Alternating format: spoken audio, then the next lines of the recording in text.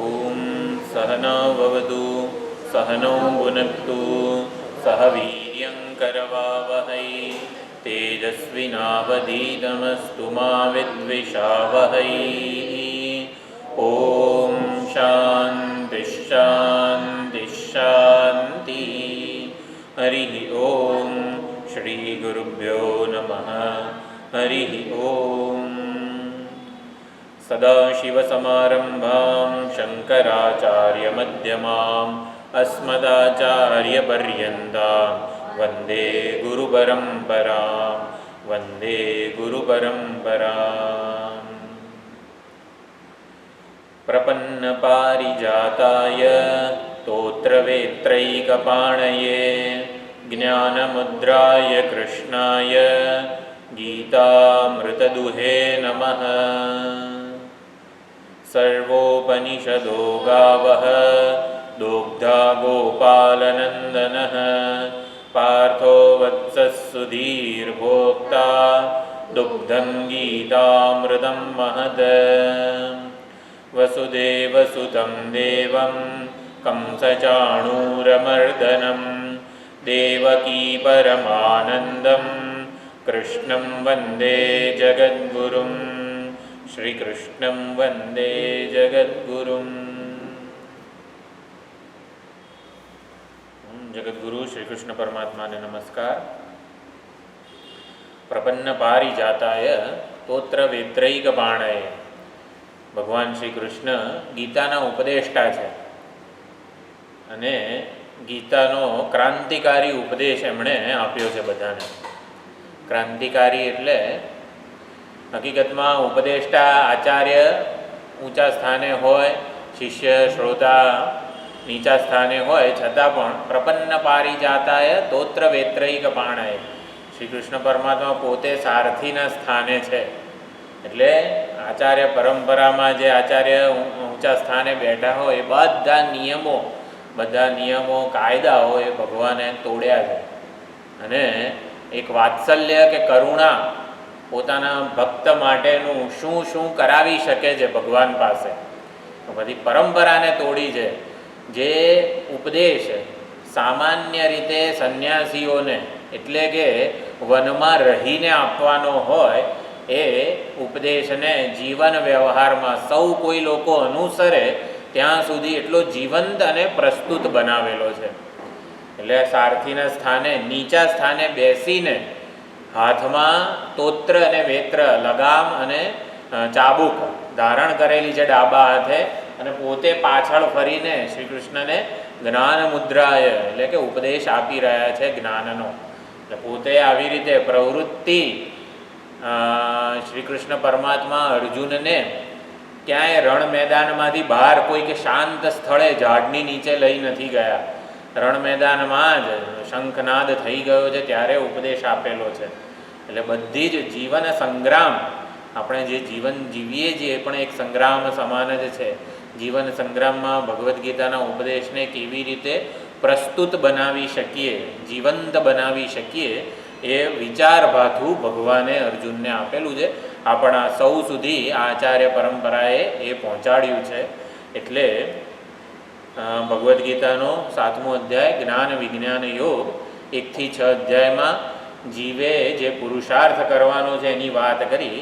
7 થી 12 અધ્યાયમાં જીવનો પુરુષાર્થ ચોક્કસ કર્મનું ફળ નક્કી કરવાનું એક પાસું છે, પણ સૌથી મહત્ત્વનું પાસું છે ઈશ્વરની ભક્તિ કે શરણાગતિ।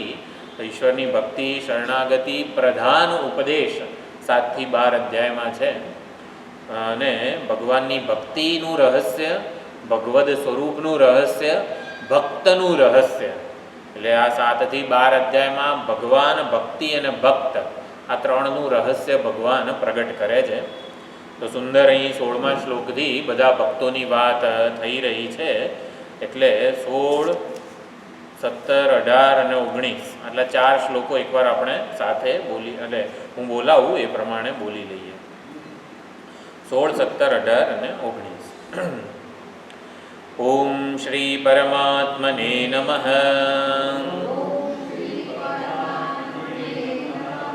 अथ सप्तमोऽध्यायः। श्रीभगवानुवाच चतुर्विधा भजन्ते माम् जनाः सुकृतिनोऽर्जुन आर्तो जिज्ञासुरर्थार्थी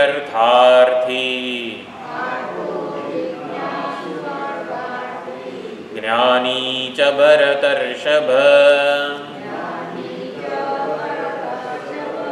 तेषां ज्ञानी नित्ययुक्तः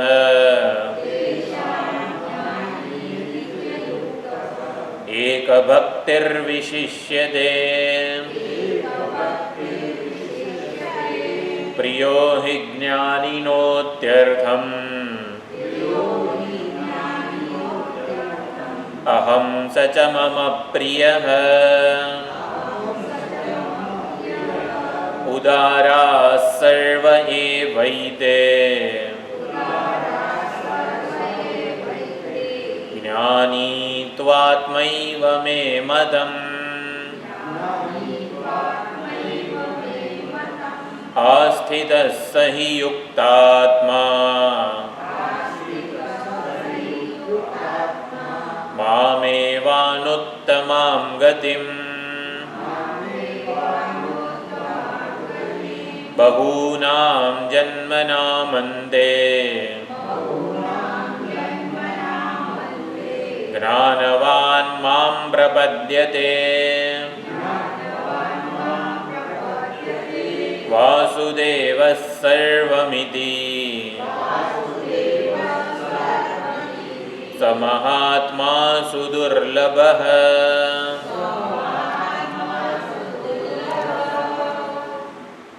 चतुर्विधा भजन्ते माम जनाः सुकृतिनः। तो चार प्रकारना सुकृति એટલે કે પુણ્યાત્મા, પુણ્ય કર્મો કરવાનો જેનો સ્વભાવ છે, સત્કર્મો પુણ્ય કર્મો કરવાનો જેનો સ્વભાવ છે, સકામ ભાવે કે નિષ્કામ ભાવે, પરંતુ સત્કાર્યો કરવાનો જેનો સ્વભાવ છે એવા ચાર પ્રકારના ભક્તો છે, એ મને મારું ભજન કરે છે. ભરતર્ષભ, હે ભરત કુળમાં ઋષભ એટલે કે ધર્મનો પ્રતિનિધિ, એટલે ઋષભને શ્રેષ્ઠ કહેવાય.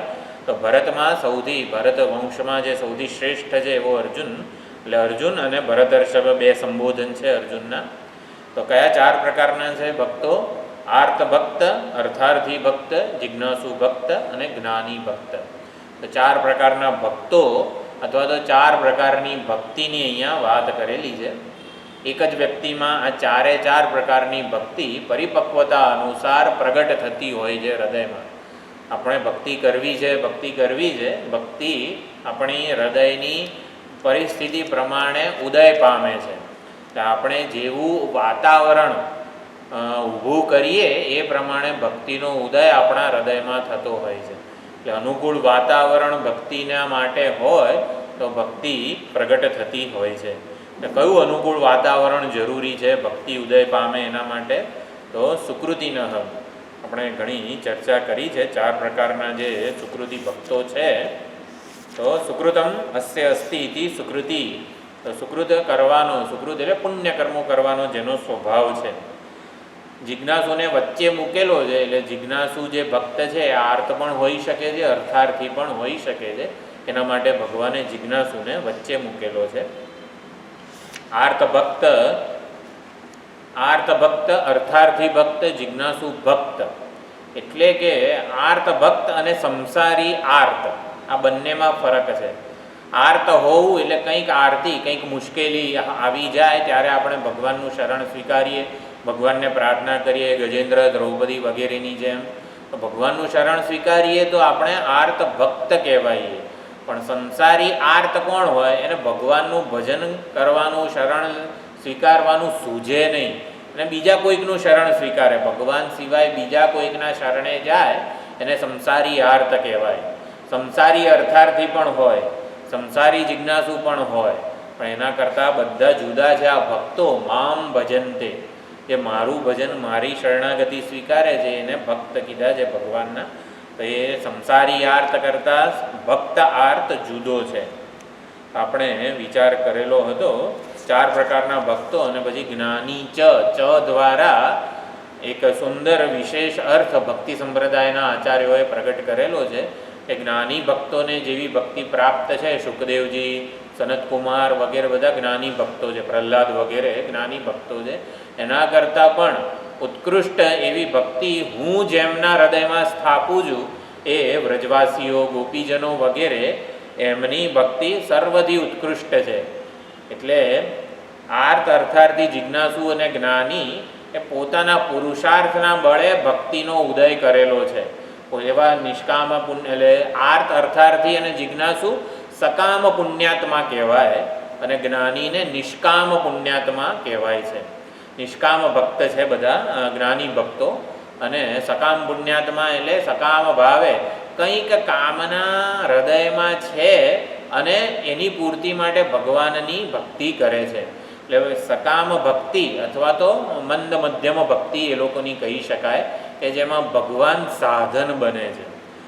ભગવાન સાધન બને એટલે ભગવાનની ભક્તિ કરીએ, ભગવાનની શરણાગતિ સ્વીકારીએ. આર્ત ભક્તો હોય તો ભગવાનનું ભજન સ્વીકારે છે અને પોતાની આરતીનું હરણ, પોતાની જે મુશ્કેલી છે એમાંથી પાર ઉતરવાનો ઉપાય પણ એને જોઈએ છે.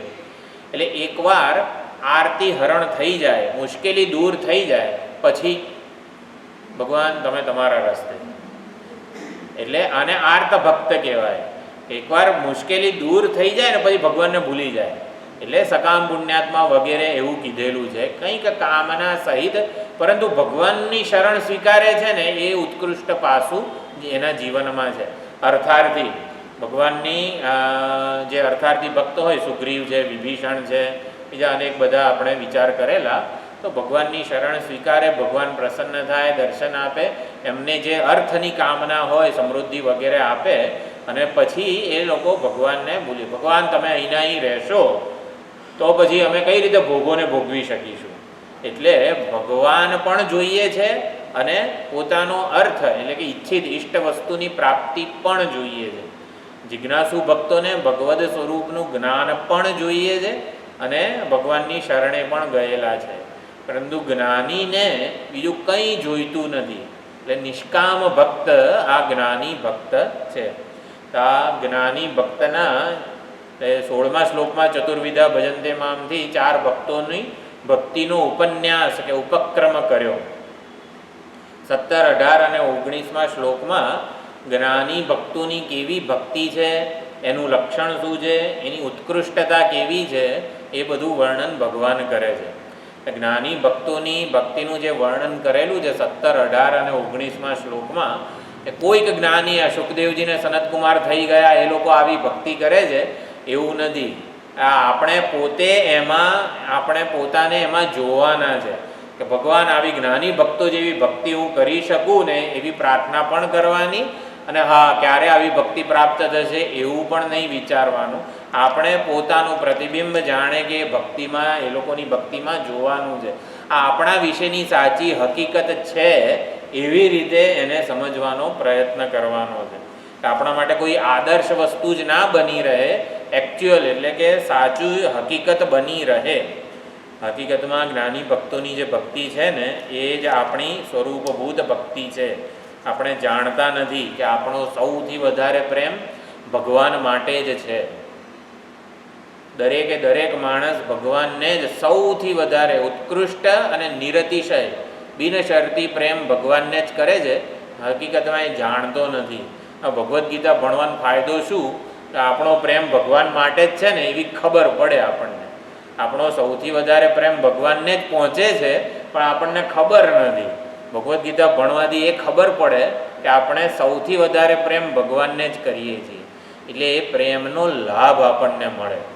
એટલે હવે જો જ્ઞાની ભક્તોની ભક્તિના જે વિશેષણો વાપર્યા છે, તો 17મા શ્લોકમાં કીધું તેષામ જ્ઞાની નિત્યયુક્ત, તો એક નિત્યયુક્ત લક્ષણ છે. એક ભક્તિ, બીજું લક્ષણ છે. વિશિષ્યતે, કંઈક વિશેષ છે. અતિરિચ્યતે એવું શંકરાચાર્યજીએ લખેલું છે, કંઈક વધારે ચડિયાતું એની ભક્તિ છે. 3, પ્રિયો હિ જ્ઞાનીનોત્યર્થમ અત્યર્થમ પ્રિય, મને જ્ઞાની ભક્તો અત્યંત પ્રિય છે. તો એ જ્ઞાની ભક્તોમાં એવું શું છે કે ભગવાનને એ અત્યંત પ્રિય છે? અને અહમ સચ મમ પ્રિય, અને જ્ઞાની ભક્તો મને અત્યંત પ્રિય છે, અને જ્ઞાની ભક્તોને પણ હું અત્યંત પ્રિય છું. એટલે અત્યર્થ એનો શું અર્થ કરે છે આચાર્યો એ પણ સમજવાનું છે. પછી ઉદારાહ સર્વ એવૈતે જ્ઞાની તું આત્મૈવ મે મત. બધા ભક્તો ઉદાર છે, ઉત્કૃષ્ટ છે, પરંતુ જ્ઞાની તો મારો આત્મા છે, મારું જ રૂપ છે. એ 5. પછી 6 છે આસ્થિત, એ મારામાં જ સ્થિત છે. આસ્થિત શબ્દનો પણ શું અર્થ છે? યુક્તાત્મા, એ યુક્ત છે, નિત્યયુક્ત છે, એટલે એનો શું અર્થ છે? મામ એવ અનુત્તમામ ગતિમ આસ્થિત. મુજ અનુત્તમ એટલે જેના કરતાં ઉત્તમ વધારે હવે નથી, એ સર્વોત્કૃષ્ટ ગતિમાં, એ ગંતવ્યમાં એ આસ્થિત છે, સ્થિત છે. એટલે 6, 7. પછી જ્ઞાનવાન મામ પ્રપદ્યતે, જ્ઞાની ભક્ત મારી શરણાગતિ સ્વીકારે છે. તો જ્ઞાની ભક્તોની શરણાગતિનું સ્વરૂપ કેવું છે? તો એ કીધું વાસુદેવ સર્વમ ઇતિ. તો જ્ઞાની ભક્તોની ભક્તિ કેવી છે? સર્વમ વાસુદેવ, એ એમની ભક્તિનું લક્ષણ છે. અને પછી સ્તુતિ કરેલી છે, સ મહાત્મા સુદુર્લભ, આવો મહાત્મા અત્યંત દુર્લભ છે અને મહાન આત્મા છે. તો જ્ઞાની ભક્તોની સ્તુતિનું આ સુંદર પ્રકરણ એક છે. આર્ત, અર્થાર્થી અને જિજ્ઞાસુ, આ 3ની વાત ગયે વખતે આપણે વિચારી ગયા છીએ. તો સુકૃતિન એટલે શાસ્ત્રીય કર્મો કરવામાં, શાસ્ત્ર વિહિત કર્મો કરવામાં, સત્કર્મો પુણ્યકર્મો કરવામાં જે પ્રવૃત્ત છે અને એમાં અધર્મનો સહારો લેતા નથી, મૂલ્યોનો ભોગ આપતા નથી વગેરે બધા સુકૃતિજન એવું કીધેલું છે. અને આર્ત ભક્ત, જિજ્ઞાસુ ભક્ત.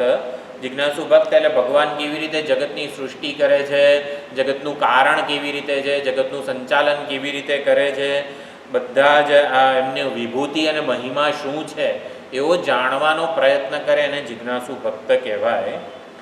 અને અર્થાર્થી જેને સુખનો હેતુ માને એવું અર્થ, સમૃદ્ધિ, સાધન વગેરેની પ્રાપ્તિ કરવા માગે છે. એટલે આટલી વાત થઈ જ્ઞાની ભક્તો. અહીંયા થોડા વેદાંત સંપ્રદાયના જે આચાર્યો છે એ જ્ઞાની ભક્તને 2 પ્રકારે વિભાજિત કરીને સમજાવે છે. જ્ઞાની ભક્ત એટલે કે જે જ્ઞાનનિષ્ઠ થઈ ગયા છે, તત્વવિદ મહાત્માઓ છે, એમની પણ વાત સમજવાની છે. અને જે તત્વજ્ઞાન પ્રાપ્ત કરી ચૂક્યા છે પણ જ્ઞાનમાં નિષ્ઠા હજી પ્રાપ્ત થઈ નથી. તત્વજ્ઞાન, મનોનાશ અને વાસનાક્ષય, આ 3 મુખ્યત્વે સાધના કીધી છે. તો તત્વજ્ઞાન, તત્વનો નિશ્ચય થઈ ગયો છે. તત્વ એટલે સત્ય એક અદ્વિતીય પરમાત્મા ચૈતન્ય જ છે, જે સર્વના હૃદયમાં વિલસી રહ્યું છે અને સમગ્ર જગતનું અધિષ્ઠાન છે. તત્વના સ્વરૂપનો નિશ્ચય પ્રાપ્ત થઈ ગયો છે, પરંતુ પૂર્વેના સંસ્કારો ક્યારેક પ્રગટ થાય તો એ ફરીથી નિધિધ્યાસન વગેરે દ્વારા એ તત્વના નિશ્ચયને ફરીથી સ્થાપિત પોતાના હૃદયમાં, બુદ્ધિમાં કરે છે. એટલે જે અદૃઢ અપરોક્ષ જ્ઞાન ધરાવનારા છે એ લોકોને પણ જ્ઞાની ભક્તો કીધેલા છે. એટલે જ્ઞાની ભક્તો વિજ્ઞાન પ્રાપ્ત કરવા માટે, વિજ્ઞાન એટલે સ્વાનુભવ પર્યંતમ જ્ઞાનમ, જ્ઞાન વિજ્ઞાન યોગ, એવો આ 7મો અધ્યાય છે. જ્ઞાનનો અર્થ શું કર્યો?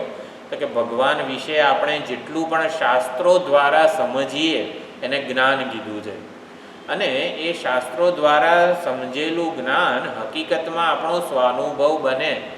એટલે કે સ્વાનુભવમાં છે અને શાસ્ત્ર દ્વારા ઓળખીએ. રામ, કૃષ્ણ, શંકર વગેરે ભગવાનનું જે રૂપ છે સગુણ સાકાર સોપાધિક, એનો આપણને અનુભવ નથી. તો શાસ્ત્રોએ જેવું કીધેલું છે ને એવું આપણે એમના વિશે જ્ઞાન પ્રાપ્ત કરીએ. પરંતુ આપણા અનુભવમાં હોય અને શાસ્ત્ર પાસેથી એની ઓળખ, સાચી ઓળખ પ્રાપ્ત કરીએ ને એને વિજ્ઞાન કહેવાય. જ્ઞાન અને વિજ્ઞાનમાં એ ફરક છે. આપણને અનુભવ ના હોય પરંતુ શાસ્ત્ર પાસેથી આપણે માહિતી અને જ્ઞાન ભેગું કરીએ એને જ્ઞાન કીધું છે. આપણા અનુભવમાં હોય જે ઈશ્વર તત્વ, ઈશ્વરનું સ્વરૂપ આપણા અનુભવમાં છે, આપણે સતત જેને અનુભવી રહ્યા છીએ એની શાસ્ત્ર પાસેથી સાચી ઓળખ પ્રાપ્ત કરીએ ને એને વિજ્ઞાન કહેવાય. તો જ્ઞાની મહાત્માઓ વિજ્ઞાન, જે અદૃઢ અપરોક્ષ જ્ઞાન ધરાવે છે, એ પોતાના વિજ્ઞાન માટે ભગવાનનું ભજન કરે છે. અર્થાર્થી તો અર્થેન અર્થી અર્થાર્થી એવો સમાસ વિગ્રહ છે. તો જ્ઞાની મહાત્માઓના જે લક્ષણો કીધા છે એ સમજવાનો હવે પ્રયત્ન કરીએ. તેષામ જ્ઞાની નિત્યયુક્ત એક ભક્તિ વિશિષ્યતે. તો નિત્યયુક્ત એટલે સૌથી પહેલાં અર્થ એવો સમજવાનો પ્રયત્ન કરીશું કે તત્વજ્ઞાન હોય, વાસનાક્ષય મનોનાશ બાકી હોય, પૂર્વેના સંસ્કારો અનાત્માકાર વૃત્તિઓ જો ઉદય પામે તો જ્ઞાની ભક્ત શું કરે છે? તો નિત્યયુક્ત એટલે સતત જગતના આત્મ અનાત્મ વિવેક કરે છે અને સતત અનાત્માનો અને અતત ધર્મોનો એ અપવાદ કરે છે, નિષેધ કરે છે હું રૂપે, અને એ સતત સચ્ચિદાનંદ સ્વરૂપનો જ નિશ્ચય કરે છે. આવી નિત્યયુક્ત છે જ્ઞાનીની ભક્તિ. અને એક ભક્તિ વિશિષ્યતે. એક ભક્તિ એટલે એકસ્મિન ભક્તિ એક ભક્તિ. એક ભક્તિ શબ્દ છે જ્ઞાનીની એક ભક્તિ હોય છે. એકની ભક્તિ કરે ને એક ભક્તિ કહેવાય એવો સમાસ વિગ્રહ નથી. એકસ્ય ભક્તિ એવો સમાસ વિગ્રહ નથી. એકસ્મિન ભક્તિ. આચાર્યો એક ભક્તિ જે સમાસ છે શબ્દ એના 5 થી 6 અર્થ કરે છે. તો રામાનુજાચાર્યજી વગેરે ભક્તિ સંપ્રદાયના આચાર્યો છે એ કહે છે એકસ્મિન ભક્તિ એક ભક્તિ. એકમાં જ. એકમાં એટલે શેમાં? પરમાત્માનું જે સગુણ સાકાર સોપાધિક રૂપ છે, રામકૃષ્ણ શંકર વગેરે એ એક રૂપ છે, એની આરાધના સેવા વગેરે થાય. સગુણ નિરાકાર રૂપ એટલે કે જે સમગ્ર જગતનું કારણ છે, સમગ્ર જગત જેના સંકલ્પપૂર્વક સર્જાયું છે ને જે સંકલ્પપૂર્વક સર્વના જીવોના અંતરમાં બિરાજમાન છે, તો એને સગુણ નિરાકાર રૂપ કહેવામાં આવે છે. તો એ સગુણ નિરાકારની એ ભક્તિ કરે છે. નિર્ગુણ નિરાકાર એટલે સર્વનું જે નિર્વિશેષ ચૈતન્ય છે એ નિર્ગુણ નિરાકાર સ્વરૂપ છે. તો એક ભક્તિ એટલે સગુણ નિરાકારની ભક્તિ કરે છે, બીજા કોઈની ભક્તિ કરતા નથી. અને એ ભજનીય સ્વરૂપે એક ભક્તિ ભજનીય સ્વરૂપે એમનો જ નિશ્ચય કરે છે.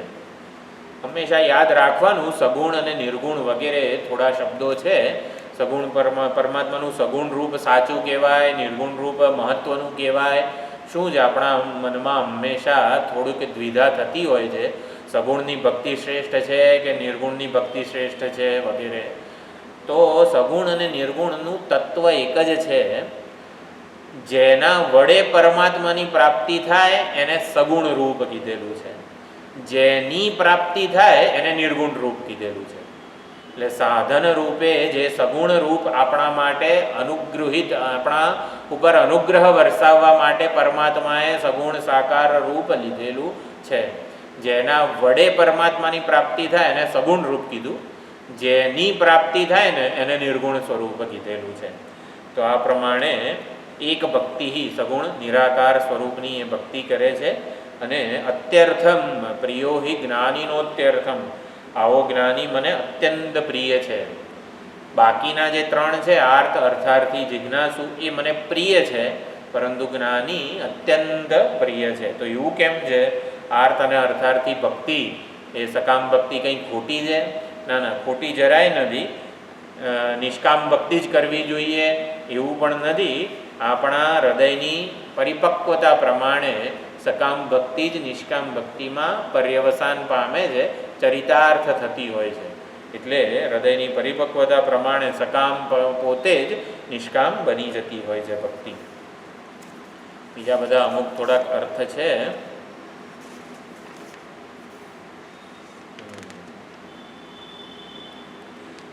ગોપીઓ જે છે એમાં ગોપી ગીત વગેરે જે બધા ગ્રંથ છે એમાં 4 પ્રકારની ભક્તિ ગોપીઓમાં પ્રગટ થયેલી છે. અંતર્હિતે ભગવતી સહસૈવ વ્રજાંગના. જ્યારે ભગવાન અંતર્ધાન થઈ ગયા ત્યારે વ્રજાંગના બધી ગોપીઓ વ્યાકુળ થઈ ગઈ, બધાને પૂછવા લાગી. એટલે વ્યાકુળ થઈ ગઈ એટલે આર્ત ભક્તિના અમુક શ્લોકો છે.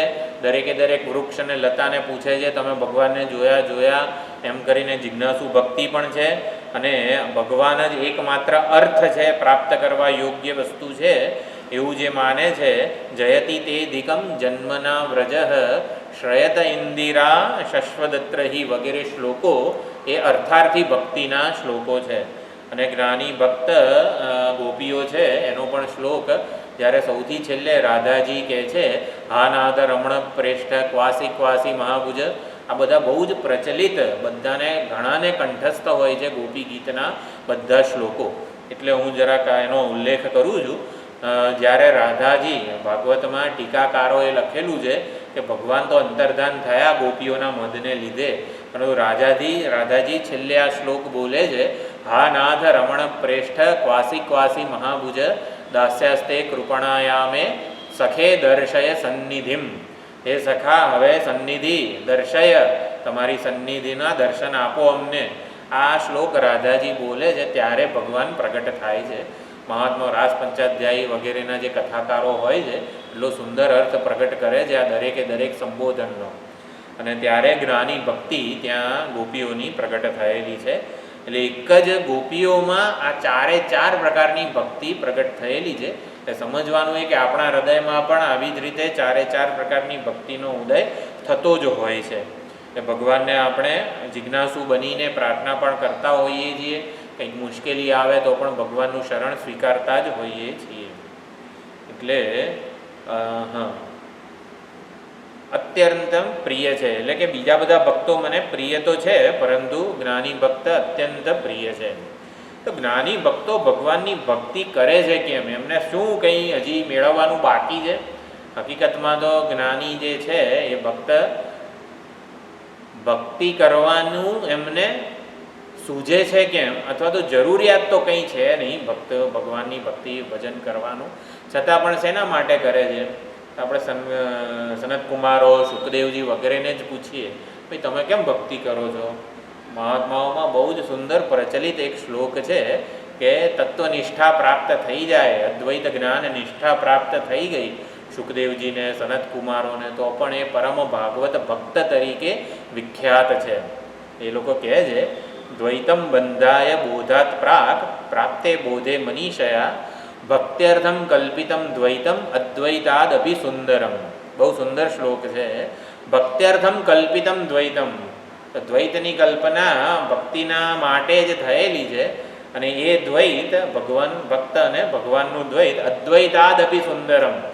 ભક્તિ સંપ્રદાયના આચાર્યો આ શ્લોકનું વારંવાર ઉદ્ધરણ કરતા હોય છે.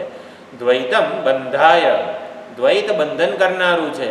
બોધાય પ્રાક, એટલે જ્યારે તત્વજ્ઞાન બોધ પ્રાપ્ત થાય ને એની પહેલાં દ્વૈત બંધન કરનારું છે.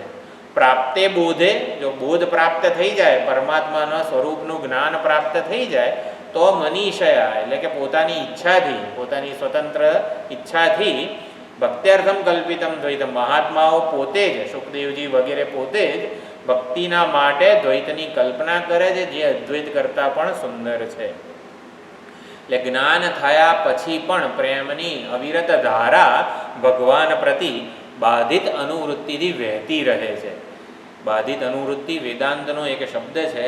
બાધિત અનુવૃત્તિ એટલે પૂર્વના સંસ્કારોના બળે, બાધિત અનુવૃત્તિ એટલે પંખાની સ્વિચ બંધ કરી દઈએ છતાં પણ થોડા સમય માટે પંખો ચાલુ રહે છે, એને વેગ કહેવાય. એને બાધિત અનુવૃત્તિ કહી શકાય છે.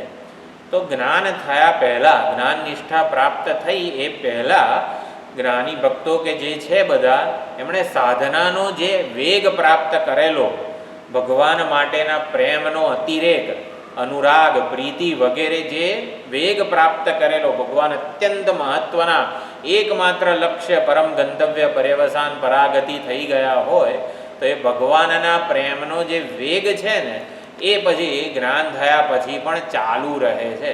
એટલે ભક્ત્યર્થમ કલ્પિતમ દ્વૈતમ અદ્વૈતાદ અભિ સુંદરમ.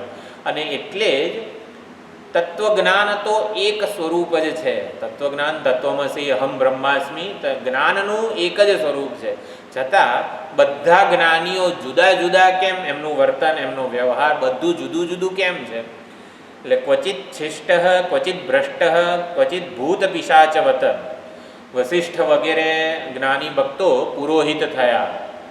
જનક વગેરે રાજા, ક્ષત્રિય, અજાતશત્રુ, જનક, અશ્વપતિ વગેરે, અંબરીશ વગેરે બધા ભક્તો છે, છતાં ક્ષત્રિય રાજા થયા. શુકદેવજી યોગી થઈ ગયા. જે અવધૂત દત્તાત્રેય અવધૂત છે, તો અવધૂત દેવના ભાનથી પણ મુક્ત થઈ ગયા.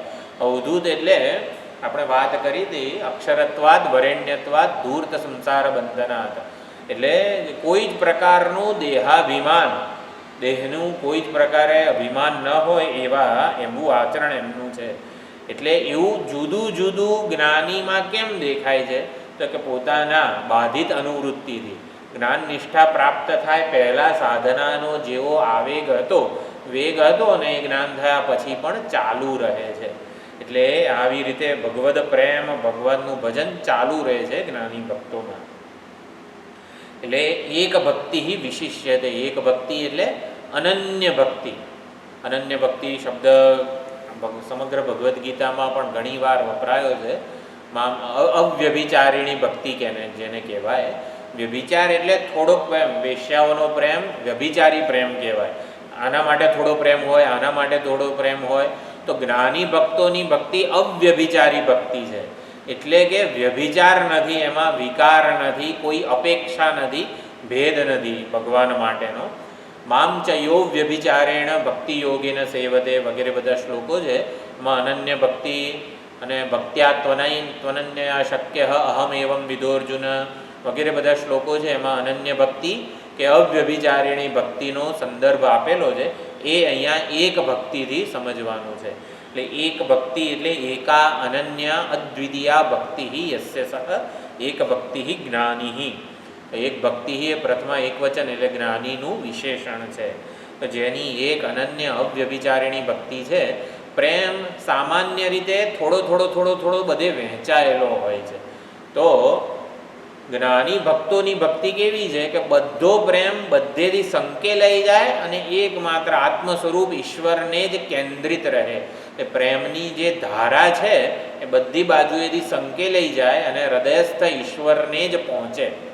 પ્રેમ કરવો એટલે આપણે આપણો પ્રેમ પરમાત્માને પહોંચાડવાનો છે.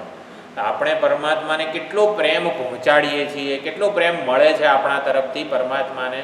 તો આપણે પ્રેમ થોડુંક આ વહાલું હોય, આ વહાલું હોય, આપણા અહમ અને મમના વિસ્તાર જે છે એ વહાલા હોય, તો એ બધામાંથી અનાત્મામાંથી બધો પ્રેમ સંકેલાઈ જાય અને હૃદયસ્થ આત્મ સ્વરૂપ ઈશ્વરમાં બધો પ્રેમ પહોંચે છે આ જ્ઞાની ભક્તોનો. એટલે એક ભક્તિ એમને કીધેલું છે. એક ભક્તિ એટલે જ્ઞાની ભક્તોની એક ભક્તિ છે. અને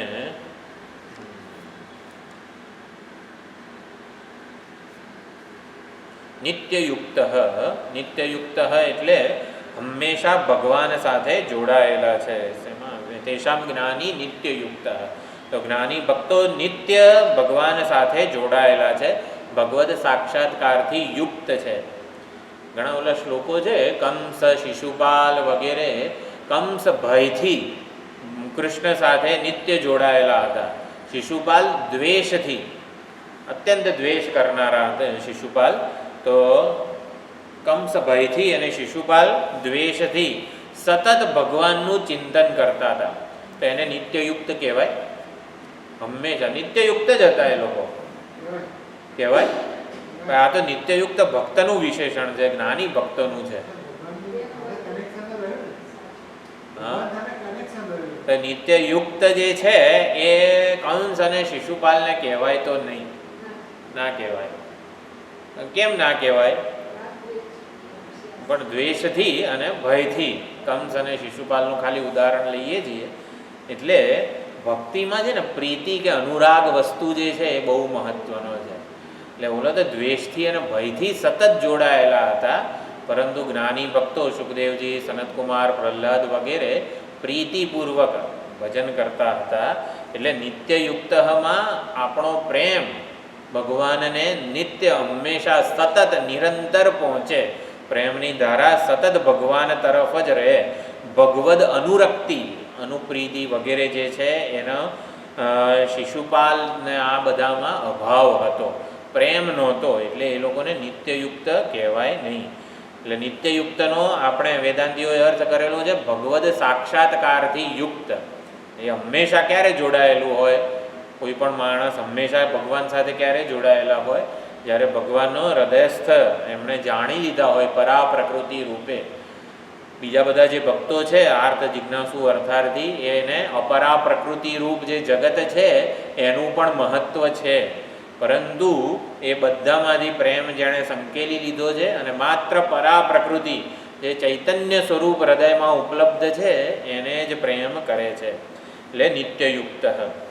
પછી વિશિષ્યતેમાં શંકરાચાર્યજીએ અતિરિચ્યતે, એ ચઢિયાતો છે. જ્ઞાની ભક્ત બીજા બધા ભક્તો કરતાં ચઢિયાતા છે. તો એમાં ચઢિયાતાપણું શું છે? તો કે નિષ્કામતા ચઢિયાતાપણું છે. નિષ્કામ ભક્ત છે જ્ઞાની, બીજા બધા સકામ ભક્તો કીધા છે. એટલે જેટલો નિષ્કામ હોઈએ આપણે એટલો આપણો શુદ્ધ નિર્મળ સાત્વિક પ્રેમ પરમાત્માને પહોંચે. એટલે આપણે પરમાત્માને કેટલો કેટલું પ્રેમ કરીએ છીએ એનું માપદંડ નિષ્કામતા છે. એટલે કંઈ જ કામનાને જ ભાગવતમાં કપટ કીધેલું છે. કંઈક પરિચ્છિન્ન વસ્તુની ઈચ્છાને કામના કીધી છે. ભગવદ પ્રાપ્તિને પણ ઈચ્છા કે કામના મોમોક્ષા કે મોક્ષેચ્છા કીધેલી છે, એ પણ કામના જ છે, પરંતુ એ અપરિચ્છિન્ન. મોક્ષ અપરિચ્છિન્ન છે. અપરિચ્છિન્ન એટલે અમર્યાદિત, અસીમિત, એટલે એની કોઈ સીમા નથી. એટલે પરિચ્છિન્ન વસ્તુની જે ઈચ્છા હોય એને કામના કીધેલી છે. એટલે નિષ્કામતાને લીધે જ્ઞાની ભક્તો ચઢી જાય છે, શ્રેષ્ઠ છે. અત્યધિક પ્રેમ એમનો પહોંચે છે. એ નિવૃત્ત સર્વકામ, સર્વ પરિચ્છિન્ન કામનાઓ એમની નિવૃત્ત થઈ ગઈ છે. બીજું કાંઈ અનાત્મા પરિચ્છિન્ન સીમિત વસ્તુ જોઈતી જ નથી. એ સર્વતઃ અતિરિચ્યતે. વિશિષ્યતે એટલે જ્ઞાની ભક્તોને હું વિશેષ મારો ખાસમ ખાસ ભક્ત છે એવું કે ભગવાન. તો ભાઈ ખાસમ ખાસ શું છે? ઓલું માર્કેટિંગ કરતા હોય ને પોતાની પ્રોડક્ટનું, એટલે કેવા ગુણગાન ગાય, આ પ્રોડક્ટ લેશો તો આવું થશે તેવું થશે એમ. તો જ્ઞાની ભક્તો ભગવાનનું માર્કેટિંગ, એડવર્ટાઇઝમેન્ટ બહુ કરે છે. એટલે જ્ઞાની ભક્તો જો ના હોત ને તો આપણા સુધી ભગવાનનું રૂપ, મહિમા, વિભૂતિ પહોંચાડે જ કોણ? એટલે જ્ઞાની ભક્તો મારા ખાસમ ખાસ છે. કેમ?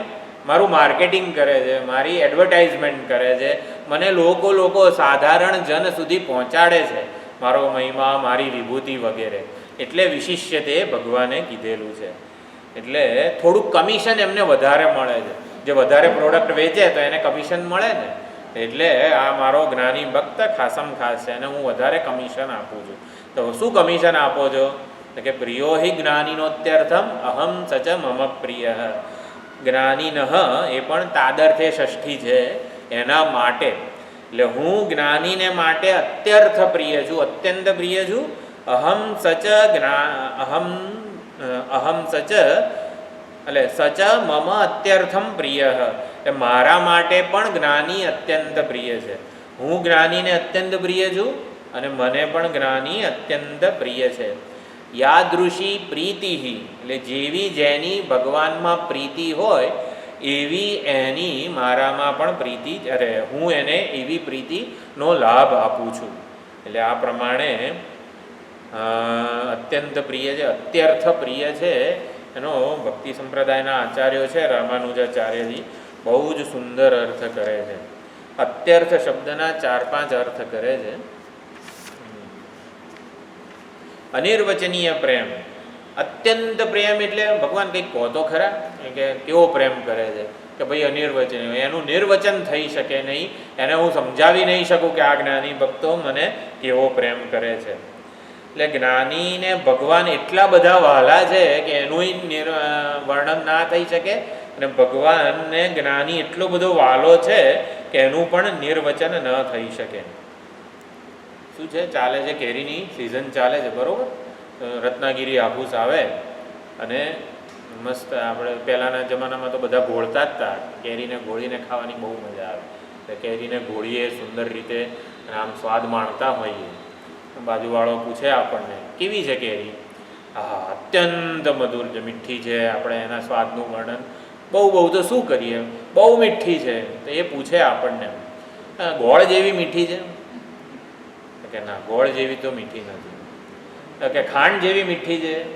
કે ના, ખાંડ જેવી એ મીઠી નથી. તો કંઈક કહેતો ખરો કેવી છે?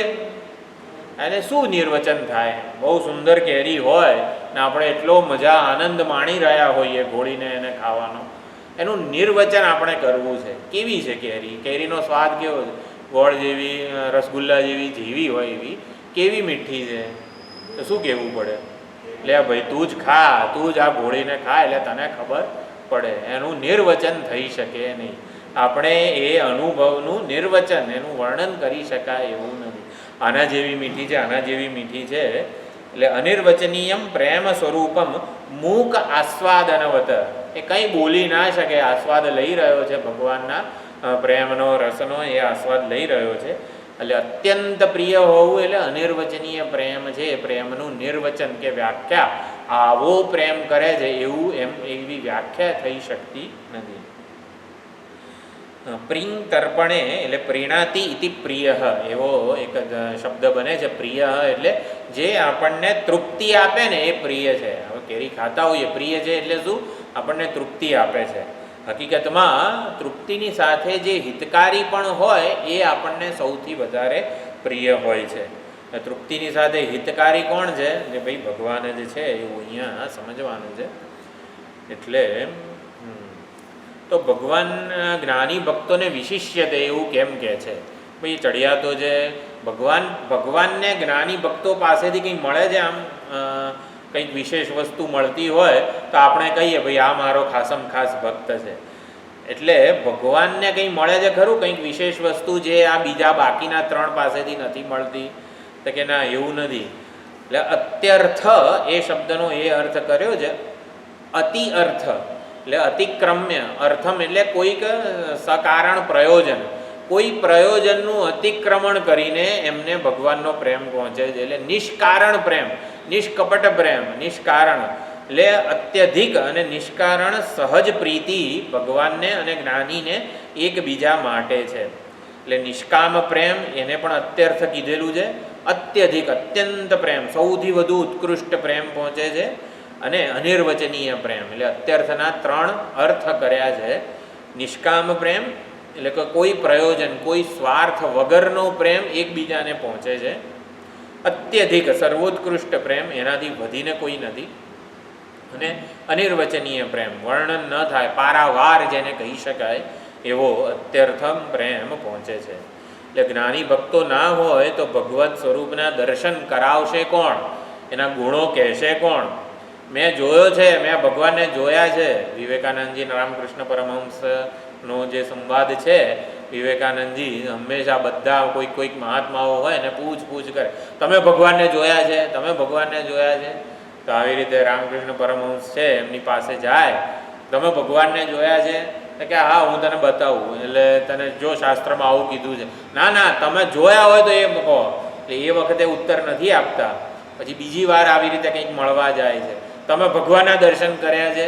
પછી છે ને સૌથી પહેલાં એને પકડી લે છે. રામકૃષ્ણ પરમહંસ વિવેકાનંદને પકડી લે છે. હવે આવ્યો છે ને તેને જવા નહીં દઉં, કે હું તને જેવી રીતે જોઉં છું ને, અડું છું ને, તને આવી રીતે તું મારી સામે છે ને, એ જ રીતે હું ભગવાનના દર્શન કરું છું. ચાલ અત્યારે જ તને ભગવાનના દર્શન કરાવું. ત્યારે પછી વિવેકાનંદ કે ના ના, મને ટાઈમ નથી, હું પછી આવીશું. એવી રીતે એટલે આમ આખી જિંદગી વિવેકાનંદજી બધાને પૂછપૂછ કરતા હતા કે ભગવાનના દર્શન કર્યા છે, ભગવાનને જોયા છે. અને જ્યારે રામકૃષ્ણ તને આમ પકડી રાખે છે, જવા જ નથી દેતા, તને જોઉં છું ને એવી રીતે ભગવાનને જોઉં છું, ચલ દર્શન કરાવું તને ભગવાનના. એટલે જ્ઞાની ભક્તો ના હોય તો ભગવાનની અને ભગવાનના સ્વરૂપની રક્ષા કોણ કરે? કે ભગવાનનું સ્વરૂપ આવું છે, લોક સુધી, સાધારણ જન સુધી પહોંચાડે કોણ? એટલે ભગવાન પોતે પોતાને આપી દે છે. જ્ઞાની ભક્તોને કંઈ જોઈતું નથી તો પછી ભગવાન અસમંજસમાં મુકાઈ જાય કે હવે હું કરું શું આનો? આટલી બધી ભક્તિ કરે છે, આટલો પુરુષાર્થ કરે છે, તો હું મારી જાત જ આપી દઉં છું. એટલે ભગવાન એવું કે અત્યંત પ્રિય છે, સચ મમ પ્રિય. એટલે જ્ઞાની ભક્ત તું જે બોલે છે ને એ હું જ બોલું છું. તારી કોઈ નિંદા કે સ્તુતિ કરશે ને એ મારી જ નિંદા સ્તુતિ હશે, આવું ભગવાન કહે છે. તારી ઉપસ્થિતિ એ મારી જ સાક્ષાત ઉપસ્થિતિ હશે, આવું જ્ઞાની ભક્તો માટે. એટલે પ્રિયો હિ જ્ઞાનીનોત્યર્થમ અહમ સચ મમ પ્રિય, એ દ્વારા આ રીતે અર્થ આપણે સમજવાનો છે. જ્ઞાનીને જોઈને ભગવાન તૃપ્ત થાય છે, આનંદિત થાય છે. અને જ્ઞાનીને છોડતા જ નથી ભગવાન, એ વળગીને જ રહે છે જ્ઞાનીને.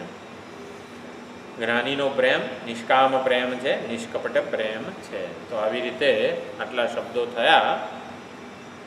પછી આગળ કહે છે ઉદારાહ સર્વ એવૈતે, બધા ભક્તો ઉદાર છે. ઉદાર છે એટલે ઉત્કૃષ્ટ છે. ઉદાર કોને કહીએ કે આપવાની ક્ષમતા હોય એના કરતાં વધારે આપે એને ઉદાર આપણે કહેતા હોઈએ છીએ. તો આર્ત અર્થાર્થી જિજ્ઞાસુ ભગવાનને વહેંચતા ફરે છે એટલા માટે ઉદાર કીધા છે. એટલે એમના લીધે બધાના હૃદયમાં ભગવાનની ભક્તિ પ્રગટે છે. આજે ગજેન્દ્ર છે, દ્રૌપદી છે, વિભીષણ છે, અર્જુન, ઉદ્ધવ, પૃથુ વગેરે બધા ભક્તો છે. એના લીધે જ તો આપણને ભગવાનની ભક્તિ કરવાનું સૂઝે છે. એટલા માટે એ લોકોને ઉદાર કીધા છે. બધા ભક્તો ઉદાર છે, પરંતુ જ્ઞાની તો મારો આત્મા છે. કાલિદાસ કવિ વિશે વાત પ્રચલિત છે. એ કાલિદાસના જમાનામાં જ એક દંડી કરીને એક કવિ હતા. દંડી પણ અત્યંત આમ વધારે વિખ્યાત હતા. દંડી અને કાલિદાસ વચ્ચે જાણે કે થોડુંક આમ શાસ્ત્રાર્થ જેવું થાય છે. ત્યારે માં સરસ્વતી કે હું વધારે વિદ્વાન છું. કાલિદાસ કે આવી રીતે આટલા બધા રઘુવંશ આ બધું રચેલું છે, એમના જેવી રચના ક્યાં તમે કરી છે?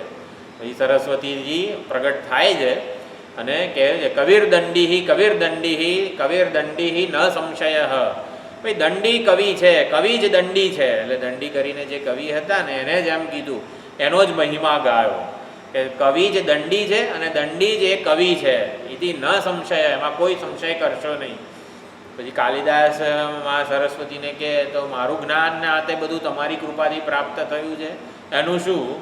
તો કાલિદાસ મદ્રૂપ એવ, કાલિદાસ તો મારું જ રૂપ છે એવું સરસ્વતી માતા ત્યારે એ જાહેર સભામાં કહે છે. કવિ દંડી છે અને દંડી કવિ જેવી એની મહત્તા ગાઈ, એને પણ ઉદાર કીધા. પરંતુ કાલિદાસ તો હું જ છું, મારું જ રૂપ છે.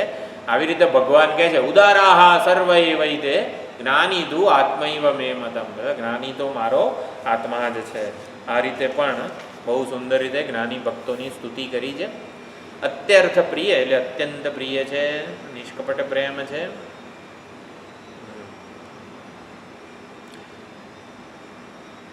આર્ત ભક્ત અને એક બહુ સુંદર વસ્તુ રહી ગઈ, આર્ત ભક્ત અને સંસારી આર્ત, એનો વચ્ચેનો તફાવત શું છે?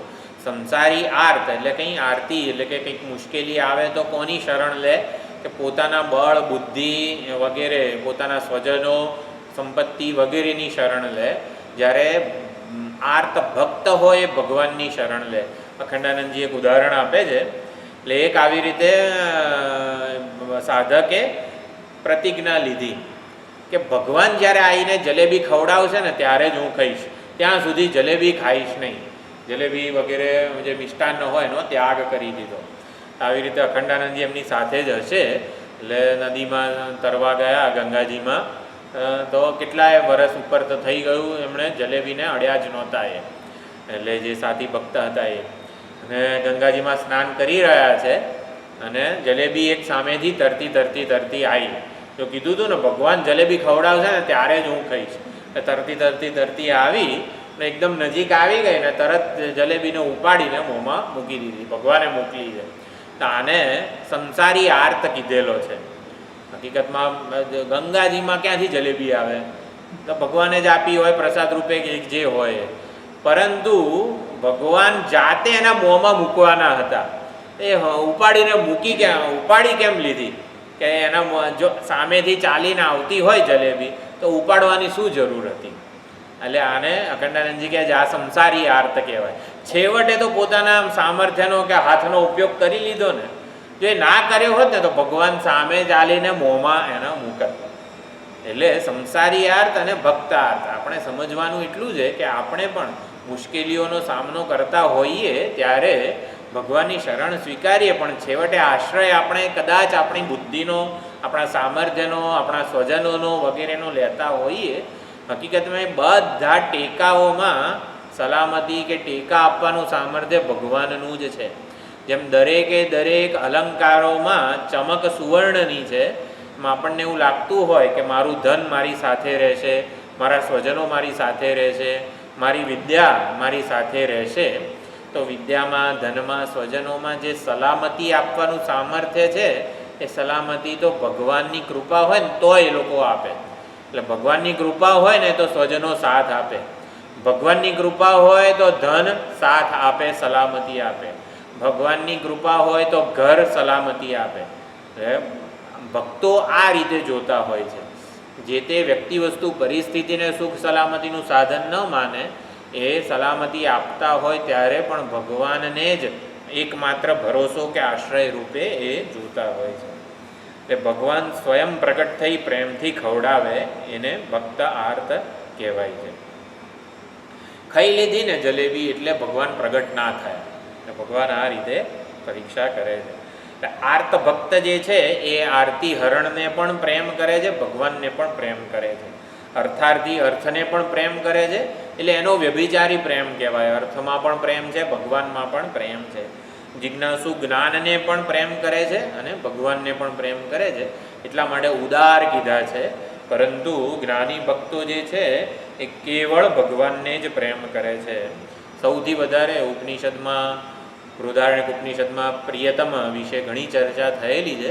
આત્મનસ્તુ કામાય સર્વમ પ્રિયમ ભવતી વગેરે જે બધી કંડિકાઓ છે એના દ્વારા તદેતદ પ્રેયો વિદ્યાત પ્રેયોન્યસ્માત સર્વસ્માત વગેરે બધા વિચારભાતું છે. એનાથી આપણે યુક્તિપૂર્વક નિશ્ચય કરી શકીએ છીએ કે આપણો આત્મા જ સૌથી વધારે પ્રિય છે. પોતાની જાત જ સૌથી વધારે બધાને પ્રિય હોય છે. તો પોતાની જાત રૂપે, આત્મ સ્વરૂપે જ્ઞાની ભક્તોએ ભગવાનને જાણી લીધા છે. માટે ભગવાનને નિરતિશય બિનશરતી પ્રેમ એમનો પહોંચે છે. એટલે બધા ઉદાર છે, મહાત્મા છે, પરંતુ જ્ઞાની ભક્તો જે છે એ ભગવદ સ્વરૂપ જ છે. એટલે ઉદાર એટલે ઉદ આ રાંતિ એટલે કે પોતાની શક્તિ કરતાં વધારે બધાને આપે, ભગવદ અભિમુખ ચાલે, ભગવદ પ્રવણ બને અને ભગવાન તરફ ચાલે. જેની પાસે લોકો મદદ માટે આવે એને પણ ઉદાર કીધા છે. કે બધા ભક્તો ઉદાર છે, બધા ભક્તો આત્મીય છે, મારા છે, પરંતુ જ્ઞાની તો હું છું. બધા ભક્તો મારા છે પણ જ્ઞાની હું છું. એવી રીતે અહીંયા ભગવાન કહે છે બધા ભક્તો આત્મીય છે, જ્ઞાની મારો આત્મા છે. એટલે જ્ઞાની તો મારો આત્મા છે, પરમ પ્રેમાસ્પદ છે. એટલે બધું જ સ્તુતિ નિંદા જ્ઞાનીની ભગવાનને જ પહોંચે છે. એટલા માટે આપણી સંસ્કૃતિમાં કીધું છે કોઈ મહાત્માની આપણે નિંદા વગેરે ન કરવી જોઈએ, સીધી ભગવાનની જ નિંદા થાય. કોઈ પણ મહાત્માને પગે લાગીએ, આપણે એની સેવા કરીએ તો એ બધી સેવા આરાધના સીધી ભગવાનને જ પહોંચે છે. જ્ઞાન વિજ્ઞાન તૃપ્તાત્મા કુટસ્થો વિજિતેન્દ્રિય વગેરે બધું જે કીધું છે જ્ઞાની ભક્તોનું ઘણું બધું વર્ણન ભગવદ્ ગીતામાં છે. સ્થિતપ્રજ્ઞથી શરૂ થયું, ત્રીજા અધ્યાયમાં પણ નૈવ તસ્ય કૃતેનાર્થ બધા કર્મયોગ નિષ્ઠા, જ્ઞાનયોગ નિષ્ઠા વગેરે બધા શ્લોકો છે બધા જ્ઞાની ભક્તના છે. 14મા અધ્યાયમાં, 13મા અધ્યાયમાં ઘણા બધા શ્લોકો જ્ઞાની ભક્તોના છે.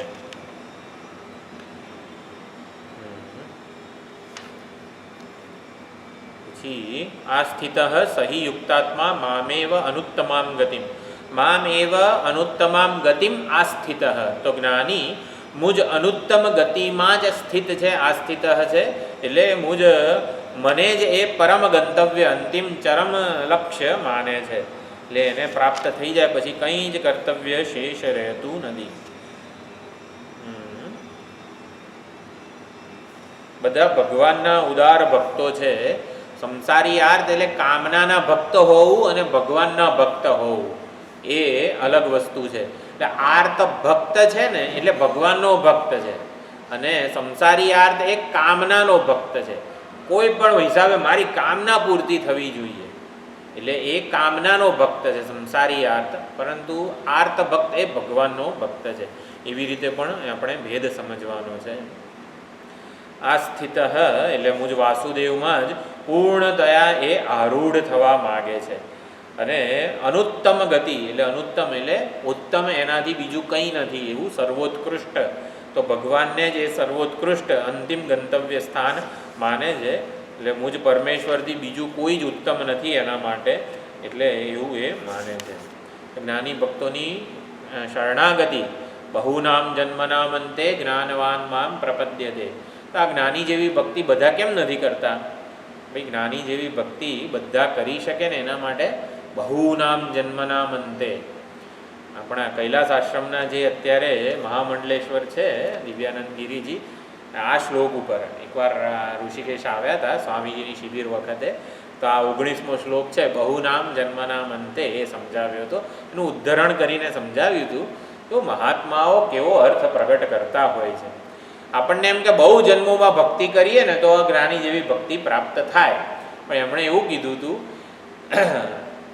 એક જન્મમાં બધા જ કર્મો નિષ્કામ કર્યા હોય, એક પણ સકામ કર્મ ના કર્યું હોય ને એવા બહુનામ જન્મનામ અંતે. એટલે એવું ત્યારે દિવ્યાનંદ ગિરિજીએ સમજાવ્યું હતું. જ્ઞાની ભક્તો પરમાત્મા આત્મ સ્વરૂપે જ છે, છતાં આત્મ સ્વરૂપે હોવા છતાં એ જ્ઞાની જેવી ભક્તિ કેમ બધા નથી કરી શકતા? બહુનામ જન્મનામ અંતે. એવા અનેક જન્મો કે જેમાં માત્ર ને માત્ર નિષ્કામ પુણ્ય કર્મો જ કર્યા હોય ત્યારે જ્ઞાનવાન મામ પ્રપદ્યતે, જ્ઞાની આ મને પ્રાપ્ત થાય છે, મારે પ્રપદ્યતે મને પ્રાપ્ત થાય છે, શરણાગત થાય છે, એને એ મારું ભજન કરે છે. એટલે જ્ઞાની ભક્તિ ક્યારે પ્રાપ્ત થાય? બધા અનેક જન્મોના નિષ્કામ પુણ્યો ભેગા થાય ત્યારે. એટલે નિત્યયુક્ત છે, ઉદાર છે.